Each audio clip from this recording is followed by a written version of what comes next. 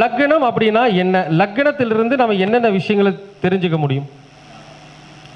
லக்னங்கிறது பிறந்த ஊர், நீங்கள் பிறந்த இடம் தான் லக்னம்.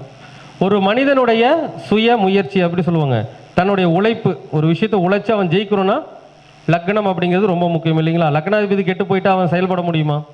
செயல்பட்டாலும் பலன் கிடைக்குமா? கிடைக்காது. அப்போ லக்னம் தான் ஒரு மனிதனுடைய செயல்பாடு தொடங்கக்கூடிய இடம், அந்த விதி ஆரம்பிக்கக்கூடிய இடம் அதுதான்.